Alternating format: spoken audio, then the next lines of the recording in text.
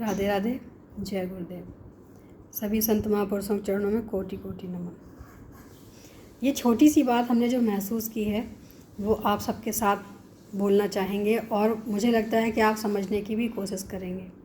जो भगवान से जुड़े हैं या भगवान के प्रेम को पाना भी चाहते हैं या पा चुके हैं या उस राह पे चल रहे हैं, ये सब उनके लिए है कि हम भगवान के मंदिर में अगर दर्शन करने जाते हैं तो क्षणिक होते हैं। वो दर्शन हमें उतनी ही देर होते हैं जो हम आँखों से करते हैं, जितनी देर हम मंदिर में रहते हैं। लेकिन अगर हम भगवान को अपने हृदय में बसा लेंगे, दिल में बसा लेंगे, तो हमें कहाँ कहाँ दर्शन होंगे। इस बात का हमने जो अनुभव किया है, जो हमने विचार किया है, वो आप सबके साथ है कि आप जब भी कथाओं में बैठेंगे, जब भी आप उनके प्रसंग सुनेंगे, जब भी आप कुछ ऐसा सुनेंगे जो भक्त और भगवान की लीलाएं होंगी, तब आप ये बिल्कुल भूल जाएंगे कि हम भगवान के सामने हैं या भगवान हमारे सामने हैं, या हम जो सुन रहे हैं वो लीलाएं हैं या वो प्रत्यक्ष हमारे सामने हैं। ये सारी बातें उन्हीं के साथ होती हैं जो भगवान को आँखों में नहीं दिल में बसाते हैं। और मुझे लगता है कि दिल में बसाना ऐसा होता है कि जीवन भर कोशिश भी करेंगे तो नहीं निकलते हैं।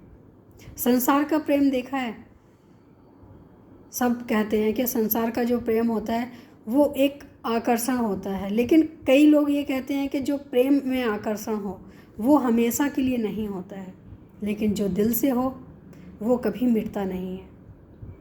और ये बात प्रत्यक्ष मैंने कुछ ना कुछ ऐसा महसूस किया है कि ये बात बिल्कुल सच है।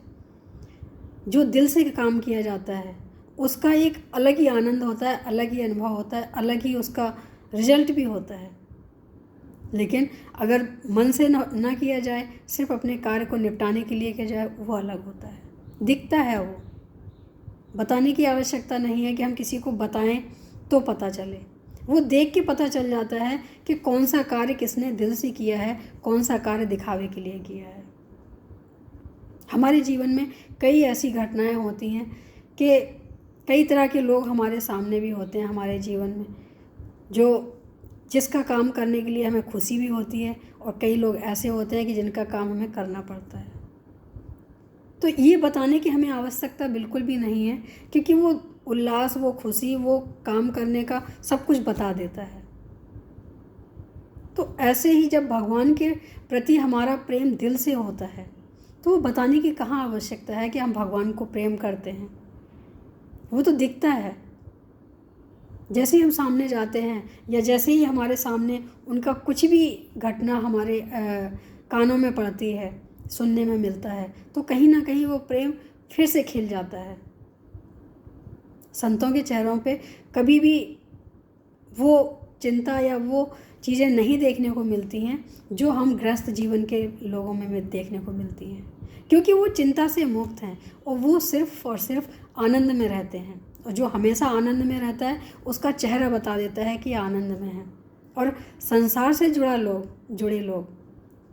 संसार से जुड़े लोग हैं वो हमेशा प्रसन्न रहें ऐसा नहीं हो सकता है, लेकिन जो ईश्वर से जुड़े लोग हैं वो हमेशा प्रसन्न रहेंगे, ये 100% है। क्योंकि वो जो भी कार्य होता है, जो भी हमारे जीवन में घटित होता है, उन सब का जो हम उन्हें प्रेरणा मिलती है, उनका सीधा सा वो एक ही अर्थ लगाते हैं कि हमारे जीवन में होने वाला कोई भी कार्य भगवान ही करता है। क्यों करता है उसमें भी वो राजी रहते हैं कि क्यों करते हैं ये नहीं पता, लेकिन किया है तो कोई ना कोई कुछ अच्छा ही इसमें देने वाले हैं भगवान, इसलिए शायद ऐसा आया है, या हमारी परीक्षा लेने के लिए आया है। कुछ ना कुछ तो ऐसा होता है हमारे जीवन में।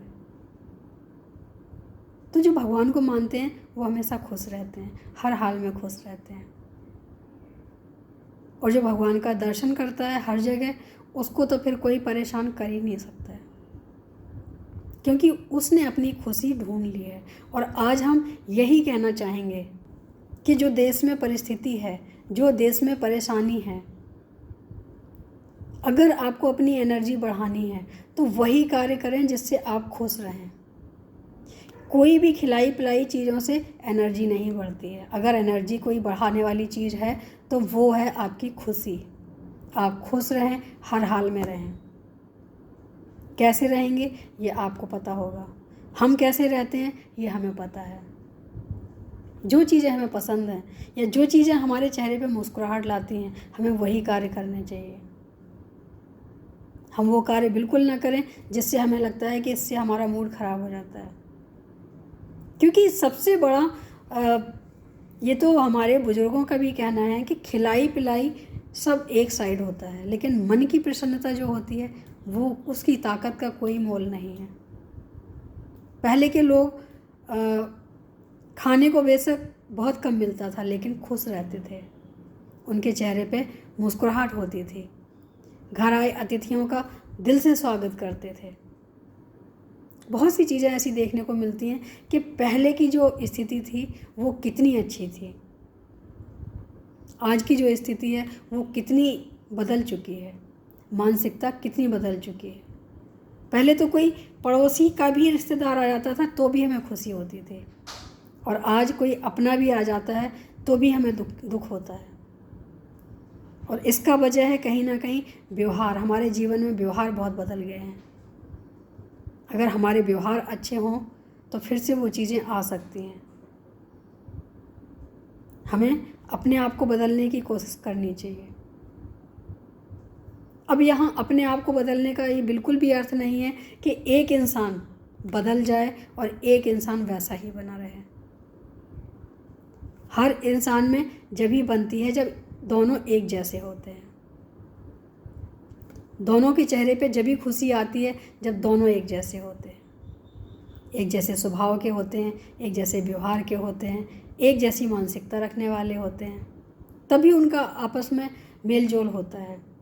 जो विपरीत होते हैं वो तो मिलना भी पसंद नहीं करते हैं, देखना भी पसंद नहीं करते हैं। तो हम अपने आप को बदल सकते हैं, लोगों को नहीं, और ना ही लोगों के घर जाके कह सकते हैं कि तुम हमें पसंद करो। अपने आप को पसंद करना सीख लो।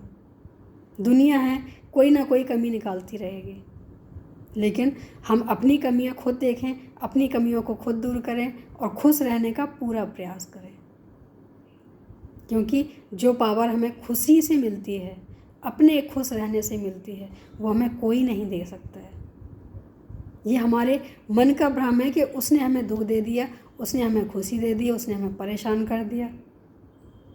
अगर हम खुश हैं तो कौन सी ताकत है जो हमें परेशान करके जाएगी।